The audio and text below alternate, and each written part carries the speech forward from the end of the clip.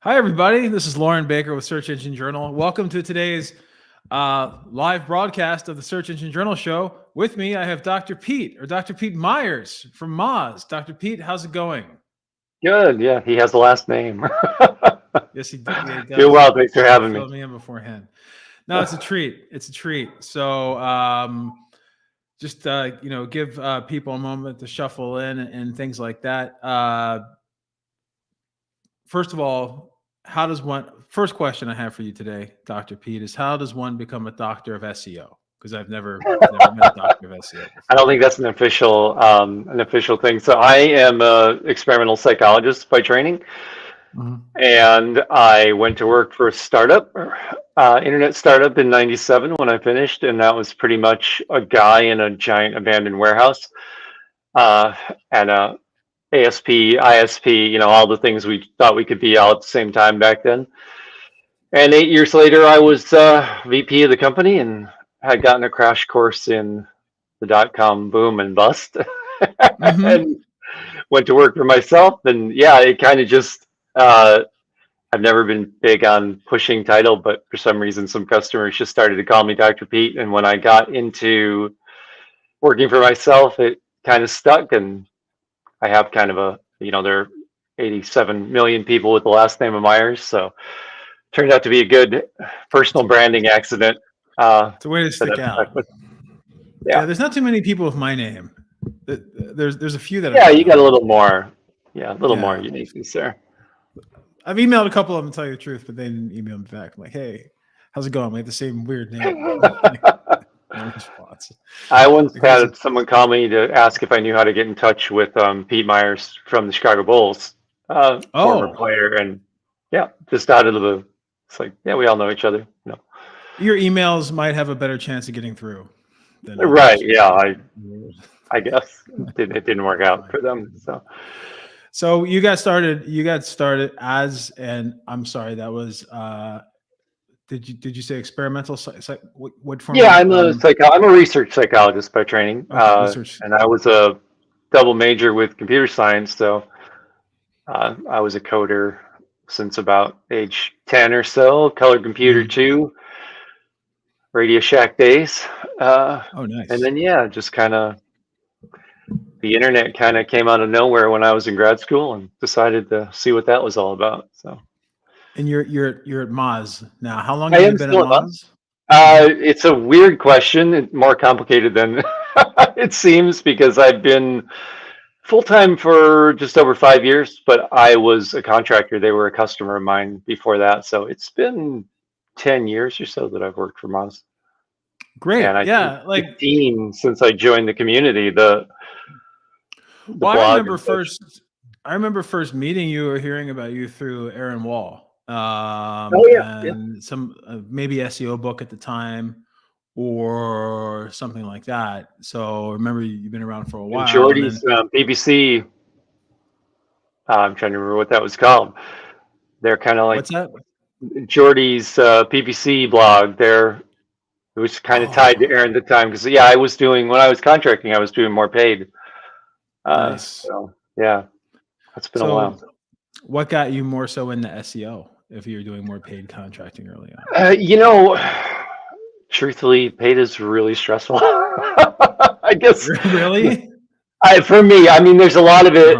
I think anybody in search should have a stint in paid. Honestly, I love the metrics and I love the analytical part of it. I mean, really being able to get that good data that Google doesn't always want us to have on the organic side, and really seeing results. But boy, I worked in legal funding and some niches that were in that $30 to $40 click range and did well by my customers and they made money. But it's just, boy, I don't know. I don't like managing that day to day. It's a lot of responsibility spending somebody's money that way, and any given day it goes wrong or you turn it off. It's like it's right there. I think the great thing about paid and where I think paid and organic blend so well, it's like paid, it's like you turn it on and boom, it's on, right? Organic has that ramp up, but you turn it off and it's gone. or something goes wrong and it's gone, and you can be anywhere on vacation or whatever, and you get that call that something went wrong, and some weird new keyword is showing up, or negative match doesn't work anymore, or Well, we were doing. Oh, one go thing ahead. I've always enjoyed about paid is that I feel like you do a little bit more behind the scenes. Like it's front end and back end, and then even more back end from a conversion perspective, return on ad spend perspective, and everything like that. If I look at search, like a lot of the search stuff that I do now is also very back end oriented, right? Because it just got to a point where I'd say early on in the, I don't know, the world of SEO, however you want to say, it was very, how do we get ranked? How do we get on page one? How do we get on this? How do we get on that? But then even if you're on page one now, even if you rank number 3 or number 4 or whatever, number 1, number 2 for a term, doesn't mean you really rank number 1, number 2, number 3, number 4, right? So there's that extra challenge. And I think about a couple of years ago, I started like really looking at, like, when I was just looking at analytics results, looking at revenue first, like just as opposed to just users or whatever, I would put it at revenue and conversion rate, and just kind of look at that just to get a different eye on things. So yeah. So I can definitely see the added layer of stress on the paid side as well. And so you got into SEO, and then what attracted you to Moz to get you there for so long? I have been writing for the Moz community a bit, and was part of that generation of Moz folks, some of whom have spun out into their own agencies and 5- and 6-year-old companies now. So I think that community drew me in. But really, it was around when Penguin launched that we built Mozcast kind of on a lark, to see if we could see how Google was changing from day to day, and that took on a life of its own and became 3 or 4 projects behind the scenes. And so short answer is Moz got around to funding and decided to ask if I wanted to come in-house, and that project was kind of kicking off. So that's turned into the front end people see, but there's also a lot of back end things where it alerts us to, this new thing is going on. Should we check it out? Or this is changing on Google's side. And it became kind of a whole job in and of itself, and a driver for content and a driver for product. And that's that evolution. My title hasn't changed, but I've kind of moved more towards product the last few years, as I feel like what I learned about Google and what I see changing with Google kinds of informs where we need to be in the next 2 or 3 years from a product perspective. And it's a different leverage than marketing. Sometimes like a post or something, a research paper can do really well, but if I can really have an impact on product and retention and such at our scale, it's just a different level of impact for me. So that's kind of kept me around. Let's get into Mozcast a little bit, and then there's some other questions about other offerings that you guys have. But let's get into Mozcast a little bit, because when it started, if I go back 10 years ago, and even like that was even like post Google Dance days, right? So the Google Dance would always be like the first of the month or whatever, and then there was updates happening a little bit more frequently by surprise. How has that changed over? Are you noticing that there's more? I guess more changes to the forecast. There's more storminess. There's more turbulence. Yeah, there's What's more going on. There's more volatility, and it's harder to pin it down to any one thing. And now we have Google saying something like 3,000 to 4,000 changes a year. 10 a day on average. So to me, it's harder to pinpoint any one thing and say, oh, this is absolutely interesting, and this is the thing you need to know. It's just kind of our way of life. So over time, it's developed into how is the feature landscape changing, or what's happening in your niche. I think it used to be like you look at something like Florida Update, right? It kind of impacted everybody. And now it's so much more niche, and it's so much more vertical, and things that could really impact somebody, like the medical knowledge panel was my first big insight into this. If I was working with somebody in that space, and for them, the impact on CTR and such, the impact on engagement was massive. Right. Just completely rewrote their SEO strategy. For everyone else, didn't matter at all. Positively Not so much. No, not so much. Yeah. So it wasn't like Really, Mayo Clinic then. really had an impact. Like Yeah, no, it really took Mayo away Clinic, from. like, whoa, oh, we're taking off feet. Thank Dr. Feet. No, Thank it you. wasn't great. Yeah, it wasn't great for them. Well, I was just, I was providing the data, so luckily I wasn't blamed for that. But yeah, no, it really changed things. So then for 99.5% of our customers, didn't matter at all. And that's that's what we see more and more, right? Like these things can be, or like the lyrics change and it got a lot of press. When if you're in that space and you ran a mediocre lyric site, you're done, right? The rest of the world doesn't care. No, and that's how so much is now, right? Like so many updates really are so targeted, and it does, yeah, incredibly vertically targeted and based upon. Okay, so lyrics are an interesting example, but there's also, there's also like weather, sports scores, facts, factoids. How old is this person? How tall is this person?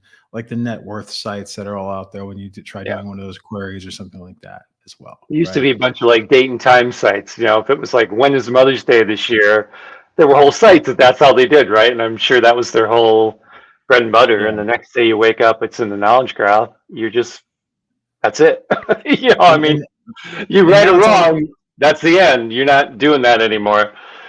And now it's all the news sites that are publishing those stories because it's big news when you have to know what day Mother's Day is. So it's like, what time does NBA Finals game start? Flower sites are probably publishing that now. What time is that? So so the changing of the search results pages themselves, right, means that Google is starting to insert new information, new knowledge panels, new featured snippets, things like that. It's been going on for a long time. Mm-hmm. What are some of the biggest impacts or changes that you've seen in the past couple of years that you feel that SEOs or business owners should be aware of, or that maybe excites you from? I mean, I think sometimes when we talk about the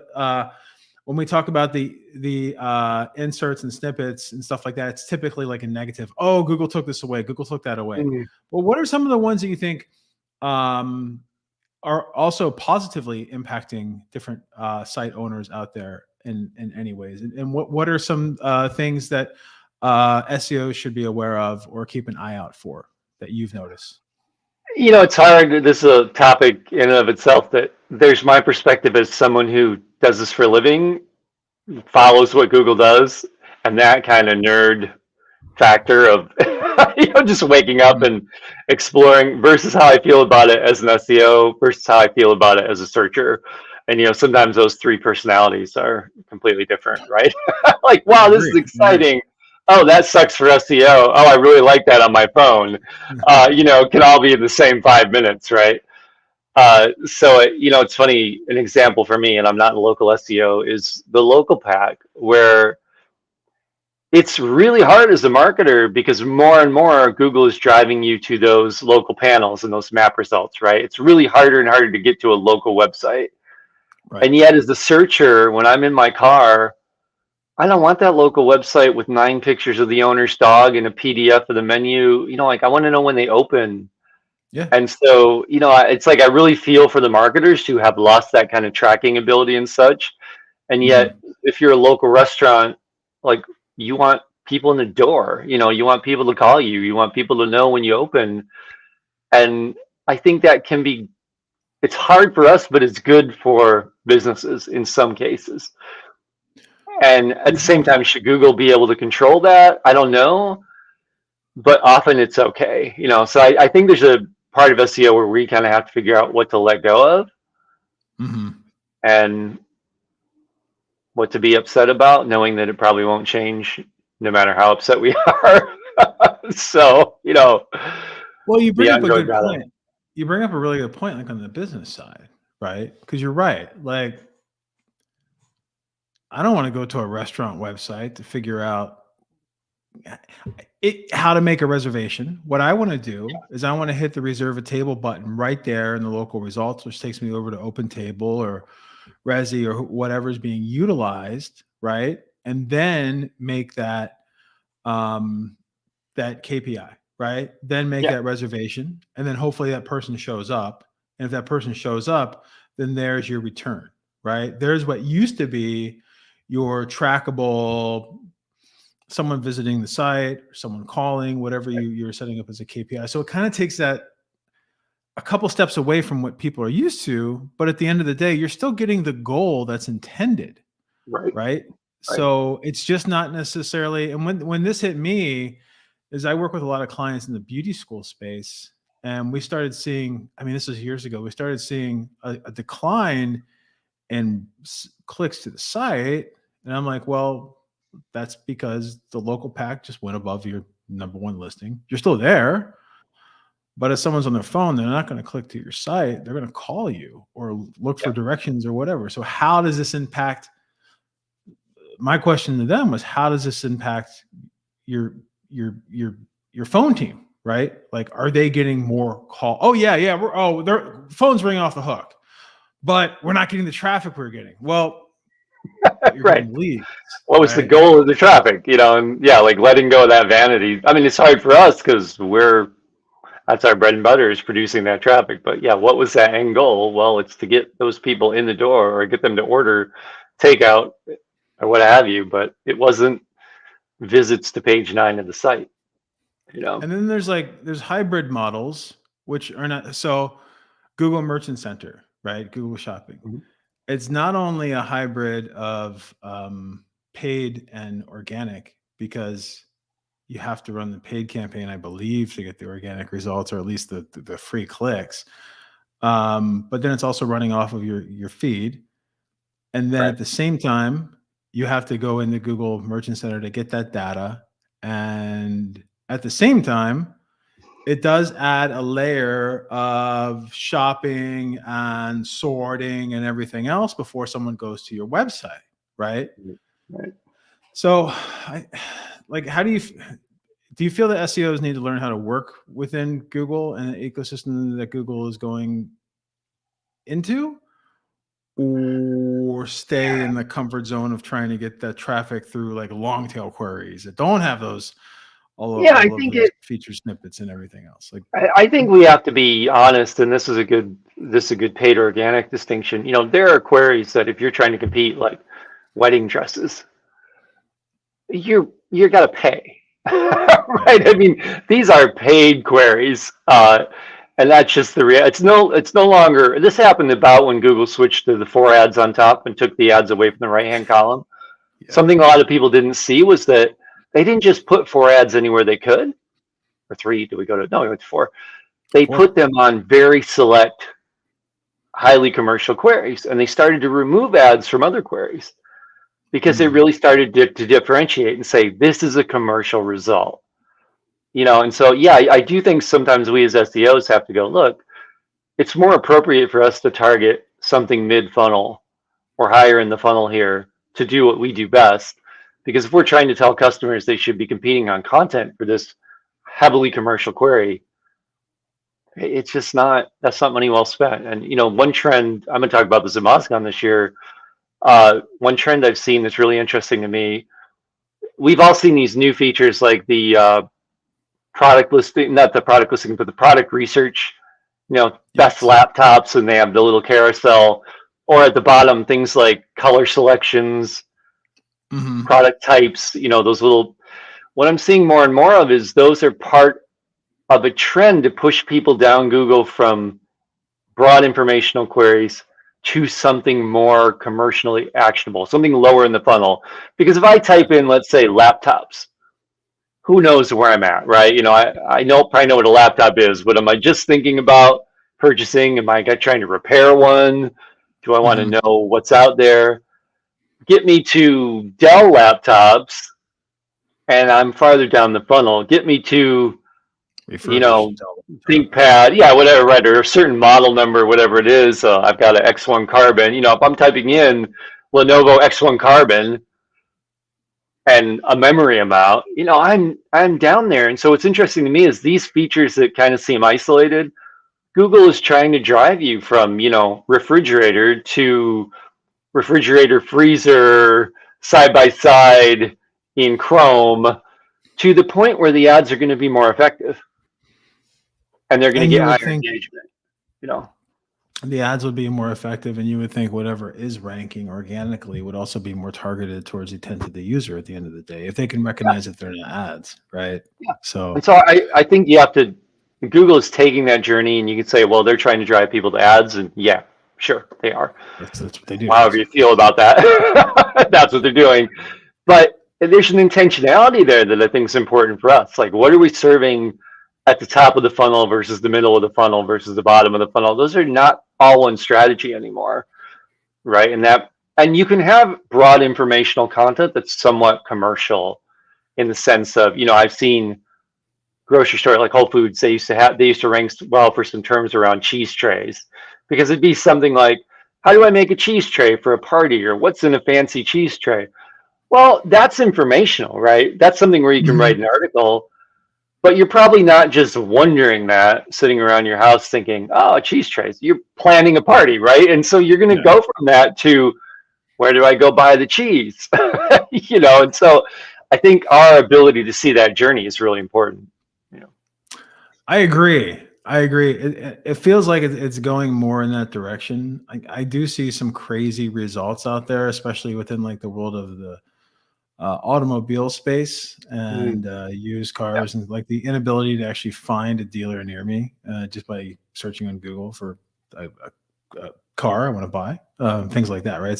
So it always feels like things are trying to be figured out, but working within those boundaries makes sense, because it's not like they're going to change back. It's not like one day someone's going to wake up at Google and they're going to be like, oh, you know what? This whole thing that we've been doing for the past 20 years, it doesn't work. Let's change back to 10 blue links with the ad at the top, right? It's never going to happen. We're just going to stop ads because, yes, you know. Stop. Yeah, and the other side of that, I've heard SEOs say sometimes like, well, if Google could, they'd switch the whole page to ads. Well, nobody would come back at some point, you know. So there's kind of we have to be realistic too. But I think, like you said, the kind of hybrid approach, you know, we see it with product panels. Like, you have that knowledge panel on the right. You type in, say, a camera model, you're going to get that thing that looks like a knowledge panel, but is paid. You know, lets you shop for that, gives you details, and that, you know, that makes a certain sense. Like, maybe if I'm selling cameras, it's not so great. I don't know, but it's kind of like movie tickets. Do I really want to navigate through 3 levels, or do I want to type in my zip code and go? Pre-pandemic, I guess it's been a while now, but you know, that makes a certain sense, and that frictionless kind of thing is going to happen. But Google is going to hybridize organic and paid in new ways and keep pushing the limits, and get hit by the SEC every once in a while, and the EU, and backtrack and you know, push again. And so would you suggest that someone that's getting into SEO right now also takes that hybrid approach, learning PPC, at least the components of paid search, maybe not all PPC, right? But the components of paid search along with organic? I think it's good to have that crash course. I think it does depend on your vertical. You know, if you're in a heavily consumer product vertical right now, like you said about shopping, and now free shopping results, or whatever they call them, PLAs, I don't think you can operate effectively in that space without at least understanding where you end and paid begins, you know, and responsibly being able to handle that. And, you know, that doesn't mean you're doing it all and managing it all. I think that's gotten harder and harder. In just 5 years, you know, I could not responsibly manage a paid account like I did at some point. There's just so much I don't know, but it's if nothing else, it's a great education into driving the funnel and getting at those analytics and seeing what impacts conversion and what kind of copy works. And I think it can be really, really educational. Just working together, right? So you're right. That's the good thing about paid is you can test copy. You can test copy language instantly, just like you can with setting up and turning off a campaign. So then when you see the copy language that resonates with the targeted customer when they're doing certain queries, utilizing similar language, not only within those paid landing pages, but with also that organic experience that lines up to that customer journey, should help them convert, right? So ways that you can work together as a team, right? And not go back and forth. And communicate what works in both directions. I mean, I think is huge, really important. Yeah. Yep. Exactly. So let's back up a little bit.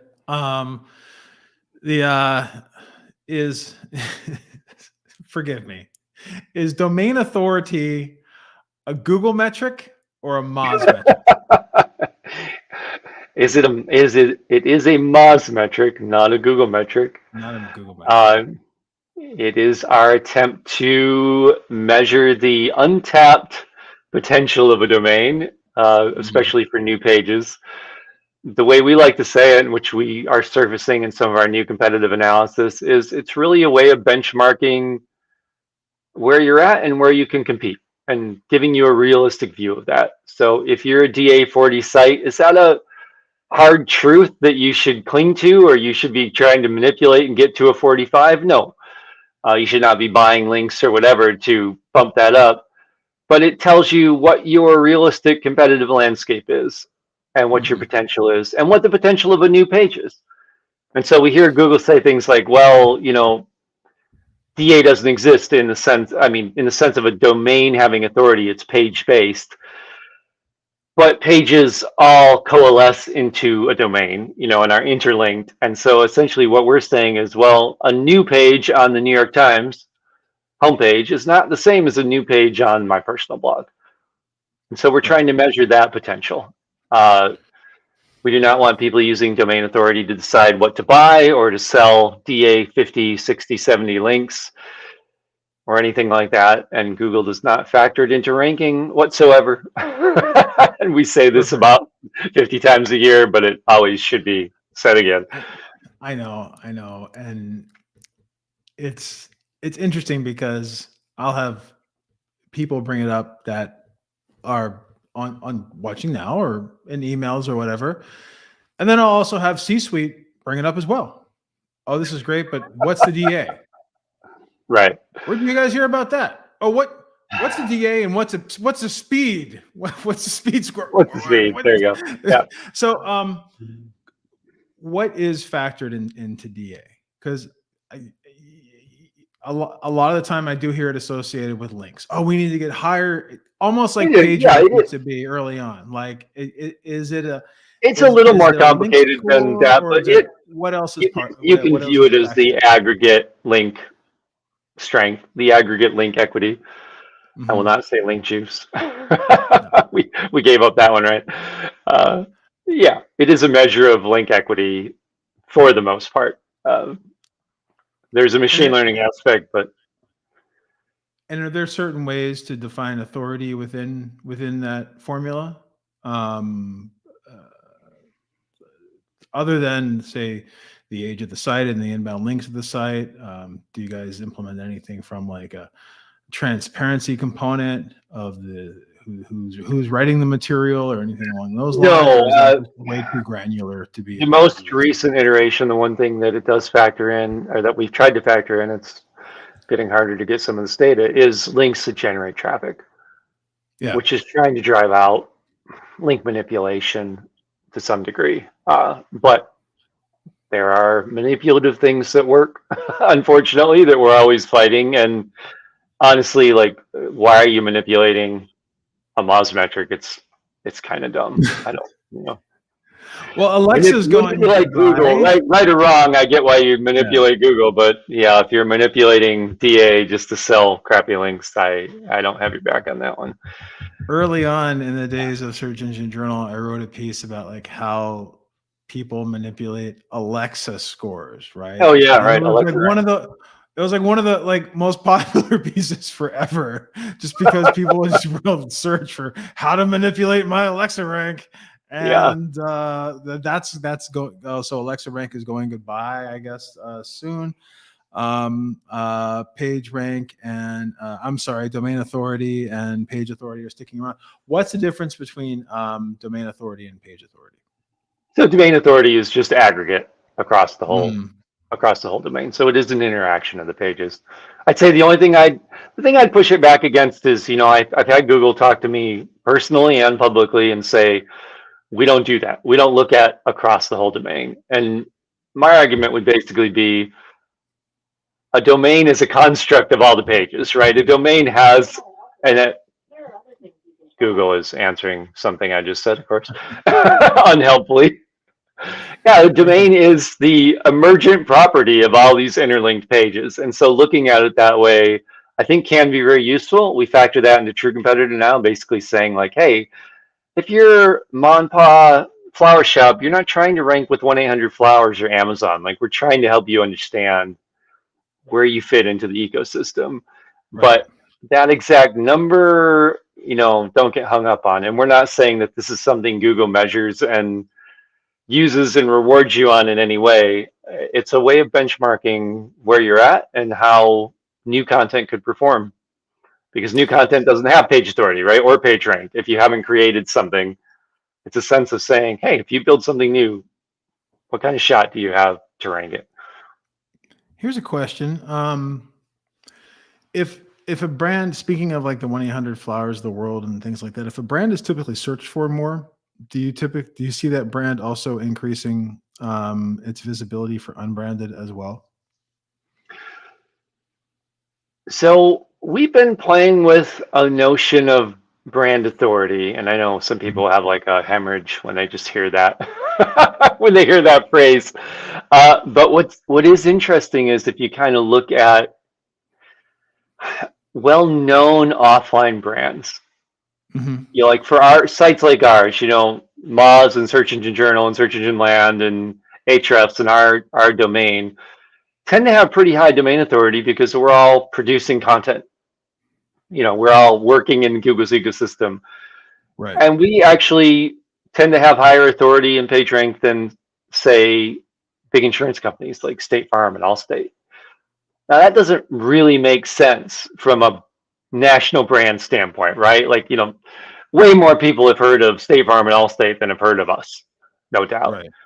And so, yeah, trying to tap that offline strength. And it's interesting to look at things like how often people search for the brand and the product as a measure of they saw a commercial and they search for this, right? There's an awareness. And that doesn't always match. And we're starting to map that out and see like, what are these brands that have sort of high brand mentions and low link equity? And what's different about them? And so, I think that's really interesting. And we're exploring that, how that can fit product and strategy. But how does Google use that? People balk at the word brand, and I totally get it, and prefer to use entity and other words like that. But I do think ultimately Google is interested in offline signals, certainly, and they've certainly factored some of that in. And you have to, we see this in the quality rater guidelines, right? Like, if Amazon had the worst SEO in the world, but they weren't ranking for Amazon, that would be a bad search result. And they have to factor that in. And we've seen that with penalties, and JCPenney got that slap on the wrist years ago because you couldn't go search for JCPenney and have it not appear. That made the results bad, no matter what they did. Even though they had kind of screwed up. That was the BMW excuse too. Right. Yeah, that was a while back. Yeah, that was too far back. Yeah. I don't even think can we even go to JCPenney anymore? I'm not sure. I agree, that offline they have to be factoring it in somehow, and brand matters. Yeah, it does. And I the first time I noticed this was years back. There was a client that was car insurance client. They were testing billboard and TV and radio advertising in 2 states. I believe it was like Texas and Florida at the time. And we were running localized rank checks for them, right? Because no matter if you're local or not, you have different local competitors wherever people search for you. Right. And we noticed that in Texas and Florida, their unbranded rankings were much higher than everywhere else. And talked to them about that, and they're like, "Oh, well, that's where we're running ad campaigns." Yeah. Oh, really? Oh, okay. So Google knows that people are looking for you. Then people want to find you. right?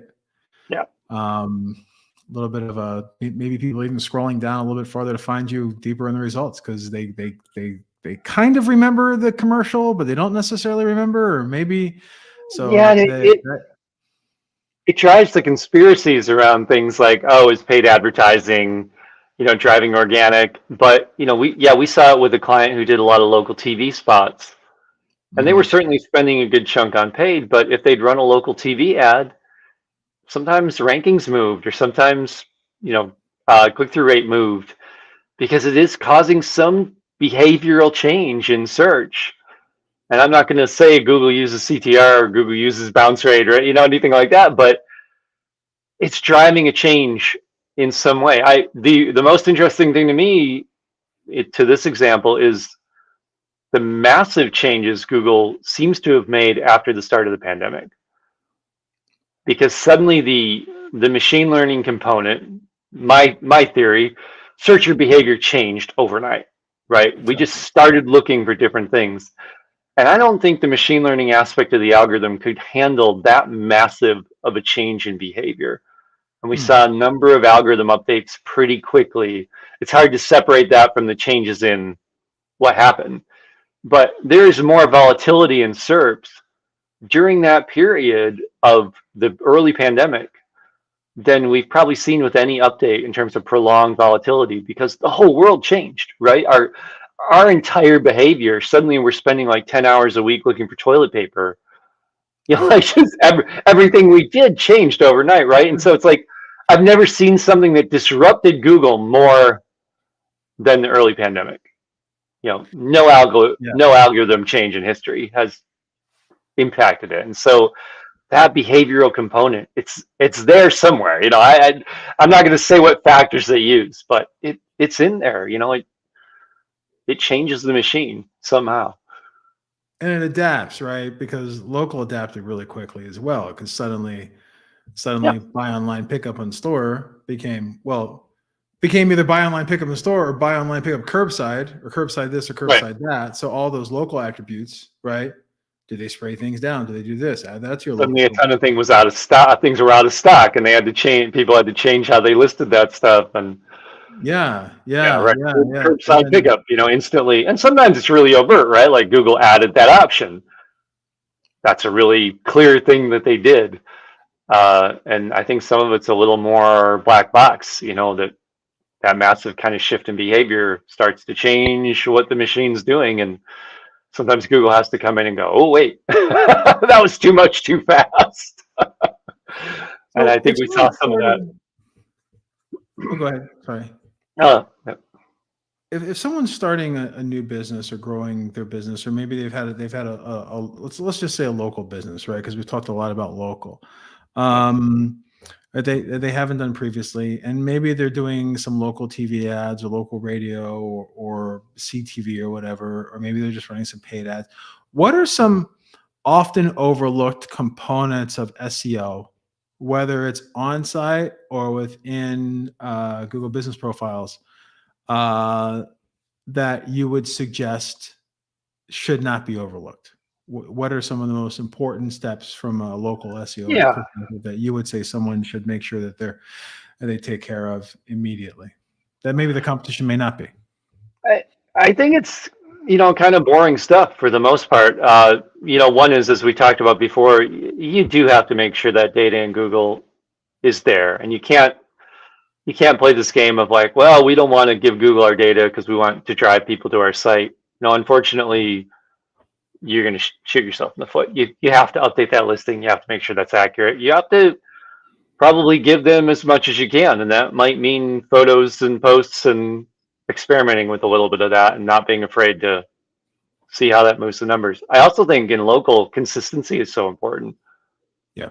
Instead of having all the bells and whistles on your site, that gets to be vanity really fast. Like, really just making sure that your address and phone number and all these and your messaging is the same across everything and clear to people and easy to get to. And I think local sites try to do too much. Have that plain text, plain HTML menu where I can click on it and see it on my phone so quickly. And I think in that sense, mobile and local are so intertwined. I'm so much more likely to be searching for a local business as I'm driving or on that mobile device. Whereas if I'm shopping for a new laptop, I'm going to sit. I'm going to sit at the big monitor, and maybe I'm getting old, but for me, I'm still going to sit at the big monitor and do that research. I think mobile is really critical for local sites just because it is primarily, I'm shopping for pizza. I might be walking down the street. I don't have access to everything, Tell you a story. My last year on the 4th of July weekend. Well, the Friday of 4th of July weekend, I live north of LA, kind of near the desert. It gets really hot here during the summer. It gets like 110 normally, and it was a very hot 4th of July weekend, and my air conditioning went out on the Friday leading into 4th of July. Of course. It doesn't go out in March or April or whatever. It goes out then. So I'm going through and I'm doing searches for like air conditioner repair, my town air conditioner repair. And I don't want to go to Thumbtack because I just don't want some person off the street showing up that doesn't have any kind of, this is like, okay, let me see what I can find. I probably called 6 companies. Most went to voicemail. Some had no one pick up. Some actually got back to me. Some didn't, right? Yeah. And it goes back to the phone thing. And I know it was a holiday weekend, right? So like I was lucky to find someone that was actually out doing repairs that weekend, right? But point being is that when you call 6 different companies that you find at the top of the map results, right? And when I click that button, it's not like I'm doing a regular. There's action tracking happening, right? So I'm thinking in my head, from just a local optimization perspective. First of all, making sure that hey, your new SEO KPI is on your phone team. It's making sure that there's someone there to pick up the phone. Right. Maybe your top SEO tip is answer your phone. Answer the phone. Right. Yeah. And then also, if you're utilizing Google Business Profile Tracking, you better answer the phone, because if you don't answer the phone, Google is going to pick up that you're not being responsive. Therefore, that's almost like having a 404 error, or like my site is under construction banner on your homepage, right? So making sure that you have some sort of phone set up, even an after hours setup, almost like a doctor or whatever would. Hey, this is so-and-so. Let me take your message. We'll get back to you.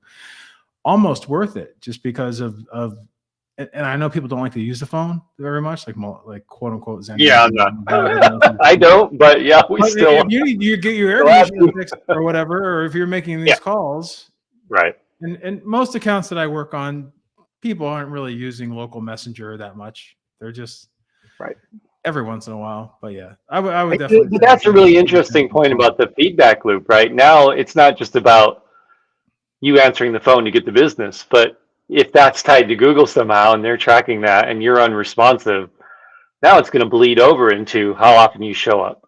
And and I don't know that ecosystem. I don't want to overinterpret, but it's going to start to feed in, and yeah, we see that, now we're seeing like point of presence stuff, like a Pointy or whatever it's called, where they're tracking shoppers, or just the, the little box that they introduced a couple of years ago to show you how busy the store is at certain times. Like, I wonder, as a psychologist, I kind of wonder, like, well, as soon as they introduced that, I changed my behavior, right? I stopped going the times it was so busy. And that's not the algorithm, right? But that's creating a feedback loop now that's going to move that graph. And then people are going to go at other times. It's like trying to find the time to go to Costco. You think you got it. And then the next week, everyone else is going at 10 a.m. on Saturday, right? My wife is like, this is the time to go. And then 3 weeks later, like, now everybody's in on my secret.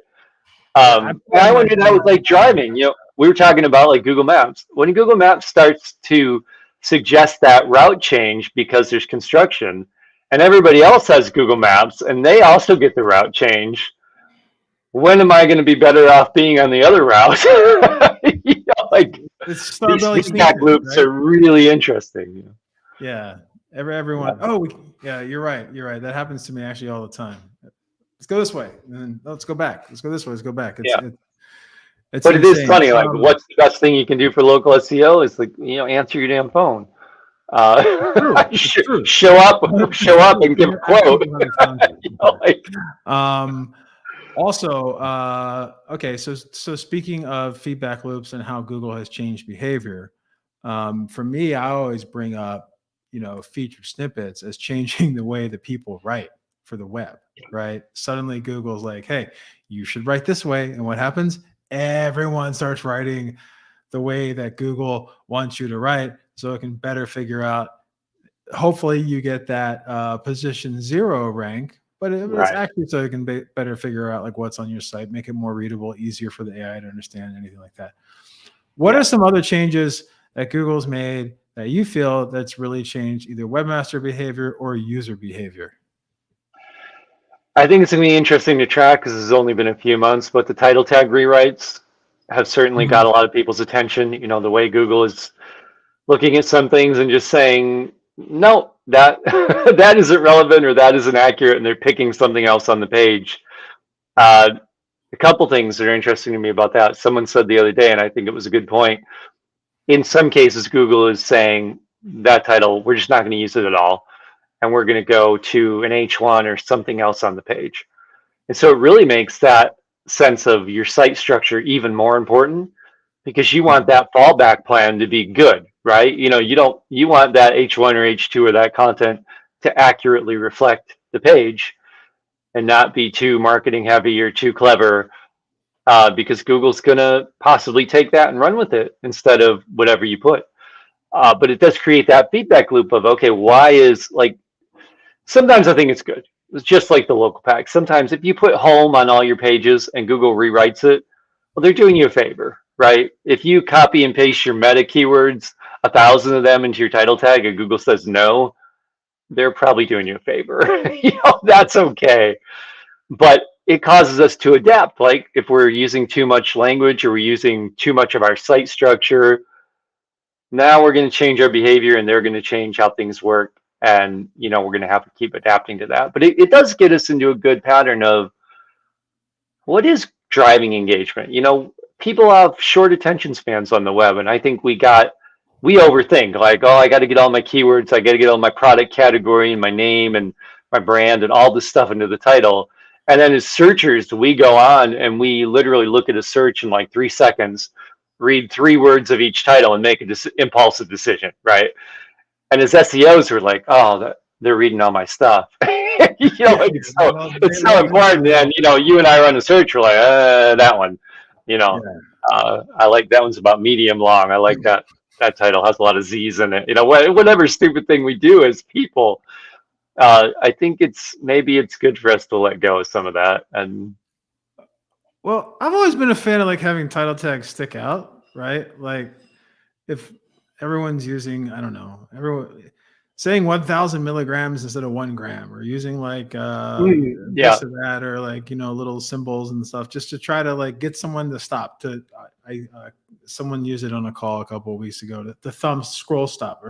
Like, how do you get someone to stop scrolling? Right? You show them something different. Right. And SEO can be a very copycat industry, right? Let's write our title tags. All of our competitors have an average word count of 720 words per page. We need 721. We're there. Boom, done. Yeah. Excellent. Right. So it is kind of interesting to see how Google is changing that, because there are some verticals that I've seen that are very copycat. A lot of them are using keyword, dash, little tiny description, company name, right? And you see that all the way down the results. And then what reason is there for a searcher to even scroll if they're just getting the same thing over and over and over again? Right. So that, the whole title rewrite thing is interesting. And I believe when that started, there were some miscues on the Google side. Like you would see the H2 tag actually in the title, it would have the code, it would just be H2 in the code, things like that. Yeah. And there were also some pickups of internal linking helping to define. So like the way that you were linked, some sites were linking to those pages internally. Have you found that those trends have stuck, or any new trends that are happening within the title rewrite space? Yeah, we did a follow-up recently, 6 or 7 months after the launch, and there was a lot of outcry in our community. I don't know the rest of the world, in the SEO community, and Google kind of toned it down a little bit. They said, the truth is, I haven't found that they toned it down that much. I think they've gotten better with the obvious errors, like they were doing weird stuff with like brackets and parentheses, where they just view it as a delimiter and they just take the thing in parentheses and slap the brand on it, or remove something important. They've gotten a little better at that. They're still really kind of aggressive about pipes and dashes and things like that. And so, I mean, this is not like crazy stuff, right? Like putting a couple of pipes in your title tag. So one thing I see a lot is like they might take the middle. They might look at those delimiters where it used to be if your title tag was too long, and you can't really blame Google for that, right? Like the box is only so big. They just chop it off and put ... right? Now, if you got a long title tag with a bunch of pipes or dashes, they might decide that that thing in the middle is what they want, and then put the thing in the middle and then put your brand after it. Yeah. And that might be okay. Yeah, that might be okay, and it might be real wrong. And so I think for us, it's about awareness and controlling what you can control and kind of letting the rest go. But that awareness is good. Like, why are they doing this? Why do they think that's better quality? And to your point, if everyone else is following the rules, when once in a while do you break the rule a little bit to stand out and test that? Yeah. Let's live in if you're not going to break the rules a little bit. We have a couple questions that have come in, and we got about 9 minutes left. So just as a reminder, this is live. So if you ask a question, if you're watching right now, if you're listening, it's not live. If you're listening, we did this 3 days ago. But if you're watching, go ahead and ask a question on Facebook, Twitter, LinkedIn, wherever. First question, I'm going to paraphrase this because it's kind of long. In the beginning, you said that you were working a little bit more on the product side at Moz and really trying to figure out where Google is going as the tech evolution speeds up. And I think right now in 2022, it took me a second there because the past 3 years are like a blur. Yeah. But we're in this Web3 DeFi stage right now. It's the most exciting thing that's probably happened since like the internet started in the mid to late 90s. Do you see is there a point where we're going to be left behind trying to keep up with the changes that are being done? And how is this going to affect our foreseeable future with trying to stay ahead of the curve on the Google side? You had to ask me a Web3 question. Not necessarily Web3, but just yeah. I recently tried to understand NFTs in video games, and I now know less than I did when I started. So sometimes it can be a little challenging. I would say that my short answer is always this: as long as there are places to find things and people that want to find things and other people that want to be found, there will be SEO in some way, shape, or form. What it looks like and how we do it are going to change, obviously. I don't see a lot with kind of the distributed internet per se that's going to change things really fast. I do think there's more things around, and this will evolve as the internet changes, but even things like Amazon and eBay search, where maybe Google it's no longer Google and Bing and DuckDuckGo and what have you, but maybe really it's more appropriate for me to be focused on the iTunes store, whatever we call it, the App Store ranking, or my Amazon ranking, or where I appear in this ecosystem. And are other things like that going to pop up that are maybe more niche? Yeah, I think we're going to see some of that. I think we're going to see vertical that isn't all under Google's purview, and where we have to be really aware. If I'm an author, where I'm falling on Amazon is probably, or even Goodreads, is probably going to be more important than necessarily where I'm coming up on Google, right? Yes. And so we're going to see more of that. But again, there's no one size fits all advice to that, right? Like, Yeah. You sell used cars, optimizing for Goodreads is probably not time well spent.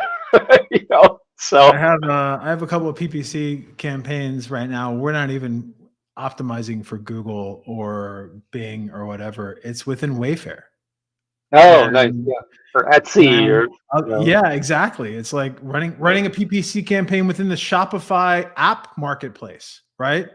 Like suddenly this is going, and this would reason why I've always wanted to stick with Search Engine Journal being about search engines and not SEO and not just paid search is because I believe that the search engines are the glue that holds the internet together. And whatever site you're on, you have to find what you're looking for, right? Yeah. So there's search engine optimization and there's paid search for everything. So and even within Google, look at like the jobs pack. Yep. What is that? Is that organic? Is that paid? That's Google. But the strategy to get into that pack is different than it was to get listed as Monster, or Indeed, or whatever, right? Mm-hmm. And so if you're not feeding that data into that pack, that's a whole different calculation now. And so, yeah, even within Google, there is micro vertical. Is that a word? Think about it is. We just made it one, micro vertical. Micro vertical. I apologize already. Even think of the e-commerce companies that got left behind in the dust last year because they didn't have their merchant centers set up, right? Like during holiday season. Like holiday season last year was a Google Merchant Center frenzy. I have never seen so many product inserts deep into the results, taking up the pages, organic, paid, all of that. Like it was just all over the place, through the roof. And it's kind of funny how it's kind of funny that it's of course they're going to do it during holiday season. And suddenly you're optimizing your feed for holiday season. It's over, but next year it's going to be better, hopefully. So so vertical search. What did you call it? Was it micro verticals? Micro vertical SEO or something like that? And then all of the different verticals within Google. Last question. Actually, two more. We got a couple minutes. So really easy one. Well, maybe not easy, but Eric Salat asks, why doesn't Google rotate the top 10 or so results so the same one does not always get all the action? 1 through 10 should be reasonably relevant. Why doesn't Google just keep those in rotation? I think they do a little bit. One thing that Mozcast has really nailed home for me is that we don't really understand how volatile searches are. These are real-time things. There's no database that says this is number 1 and this is number 2 and this is number 3, right? That's not stored anywhere. That's being generated on the fly in real time. And if you look at news-heavy verticals, for example, where new content's being pumped out all the time, within an hour, you can see a complete refresh of the top. In terms of just randomizing it, I do think Google does some of that when there's some ambiguity. Like let's look at 3 to 5. The ranking factors, however they score that, they're not that different. Does Google move those around a little bit and look at the signals? I think they might. I think there's some of that. I think there's some of that where it's not really clear who should be in the top spot. And then there's stuff like featured snippets now where, I think, again, people think of it as like, well, I own the featured snippet. No, that's being decided at the instant of search. And it's a re-ranking layer of, well, you got to be on page 1, which is sort of traditional SEO. And we got to think that you're relevant to the question, that your content's relevant to the question. But that's being decided on the fly. And every time they change NLP or they, introduce some new thing, and we got Bert and Ernie and Big Bird or whatever we're on right now, that's not the joke. That's amazing stuff. But then that whole calculation changes, and that's happening completely on the fly. So I guess the complicated answer is I don't know how we'd even tell, because that search is not something that you may track your rankings and go, oh, I've been number 2 for a week. But depending on where someone is and the time of day and what's going on in your industry, you were 1 to 5 and moving all over the place. And that's just our reality. We see little windows, but it's always changing. Yeah, what I see changing the most is, I guess, I don't know if this is real world, but intent segmentation. So for example, in some queries, especially that are borderline health space, like you'll see 4 news, quote unquote, news pieces that are really like listicles with affiliate links in them. And then you'll see maybe some news stories, and then you'll see some direct, product pages, PDP pages, right? Where you can actually buy the product, right? And so sometimes I'll see it moving around throughout the course of the week or the course of the day where the commercial intent's more towards the top, that comparison hybrid intent is in the middle, and that news or informational intent is towards the bottom. And you'll see that change. And I believe it's just a form of split testing like anyone would. And then it's also your user behavior, right? Because it's almost like the people also ask information is going to change based upon what you click on. People also ask, or like your search history is going to impact what's being shown to you when you're doing and intent changes, right? A recent example that was interesting is if you type Groundhog Day now at the end of April, you might get general information about it. You might get the Bill Murray movie. You're going to get these general things. If you type Groundhog Day, within 3 days of Groundhog Day, it was a 6-pack of news results. Yes. It was that new expanded news result, because now it's a timely topic. So that intent in April isn't going to be newsworthy for the most part.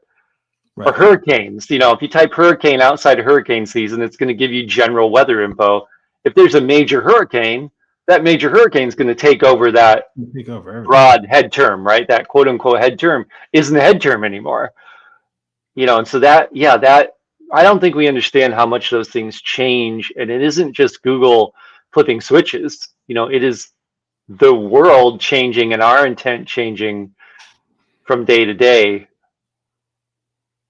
as new information comes in, or somebody names a movie or a song. Rihanna's Umbrella, for a few months, if you went to look for Umbrella, you didn't get shopping results. You got the big video of Rihanna's Umbrella, or Lamar swimming pools, or whatever. Lamar, I can't think of his name, but swimming pools, the song. You're selling swimming pools, and one day it's all PLAs, and the next day it's like a music video for a month. We had one with John Lewis, the big UK retailer. In the UK, they do those Christmas ads, right? They're really popular. And a couple of years ago, they did that Moz the Monster, about the monster under the kid's bed and how he became friends with the monster. For a month in the UK, our Moz queries changed completely because they spent millions of quid on that. So they rewrote that whole SERP for a month. Didn't affect the US much at all. Totally rewrote it in the UK, and at the end of December, it went back because someone spent millions of dollars to change what Moz meant for a month. Right. That's really interesting and really scary. It is. And it's like, I'm gonna think of it like on the local level. Like if you have a hot chicken restaurant, right? And then like there's a news story about, I don't know, someone's face melted after they ate a hot chicken sandwich, right? That's the last thing you want to happen when you have a name like, well, you guys' name is not necessarily generic, but if you have a name like that, it can take up your result. And then also with even with trademark names, because a trademark name you can trademark for one industry, but not another. So if there's a movie that comes out that is named after the same name as your company or your client, you're going to have to deal with that in the results, because there's going to be a time when people are just looking for showtimes, or they're looking for what's streaming, or looking for this. There was that Adam Sandler, it wasn't a great movie, but that movie Blended, I think it was like Adam Sandler and Drew Barrymore or something like that. Yeah. And I was doing some searches, and if you search for like blender or blenders or blended drinks, you were all getting those kind of product categories, recipes. And then that movie came out, and Blended, it was all about the movie. And for months, for like a year, and this was not a big blockbuster film, but it kind of took over that query, took over the intent, the dominant, Google talks about this all the time, dominant intent. And you can say, it's like Apple. Why is Apple the company outweigh apples, the fruit that have been around forever? Because that's what most people mean. Most people who search Apple are shopping for an iPhone or an iPad. Or maybe when Get Back came out, there was some Apple Records results. Yeah. Right? So it does depend. So going back to what you said earlier, outdoor advertising, TV commercials, branding, news, PR, just the changing of the environment, the changing of the landscape can affect everything. So just keep. Yeah, I think we can argue about the ranking signals and such, and I can't claim to know what they all are, but Google has to model the real world to be taken seriously, right? And the real world, money talks, and big brands have influence, and that absolutely. Yeah, try searching for Twitter. Try searching for Twitter today. Definitely won't find anything. All kinds of news. Dr. Pete, it's been a pleasure. It's really been great catching up. It's been a long time. So happy that you're doing well. Happy that things are well over at Moz. Really enjoy are you putting out any new studies anytime soon? The product launch coming tomorrow. Actually, we're expanding our competitive analysis suite with a new keyword gap tool, and we're going back in person for MozCon in July after 2 years remote. So we're excited about that. We'll be back on the big stage. So we hope to see some folks there. That is exciting. So I'm gonna go ahead. I'm gonna drop your Twitter in here where people can connect with you on Twitter. Yeah. If we miss questions and such, feel free. And then we'll go through some of the questions afterwards. And just as a reminder, this video is going to be made available for the world to see as of right now. And then also next Wednesday or Tuesday, I believe, we'll be dropping the audio version of the podcast on the SEJ show. Thank you, Dr. Pete, for jumping on today, taking time out of your day to talk to the SEJ audience. Thank you to InMotion Hosting for making today's episode possible. InMotion Hosting has excellent managed WordPress hosting. So super fast, super good stuff, and great customer service as well. So check them out if you have a chance. Dr. Pete, again, it's been great. It's been a pleasure. Hope you have it's only Tuesday. We used to do these shows on Fridays, and it's Tuesday, and I'm used to saying have a great weekend or whatever. So I hope you have a great rest of your week. No more to do. I'll talk to you soon on the interwebs. Take care. Thanks a lot. All right. Thank you for joining us this week on the Search Engine Journal Show. If you liked this episode, subscribe to our channel for so much more and click the notification bell so you don't miss a thing.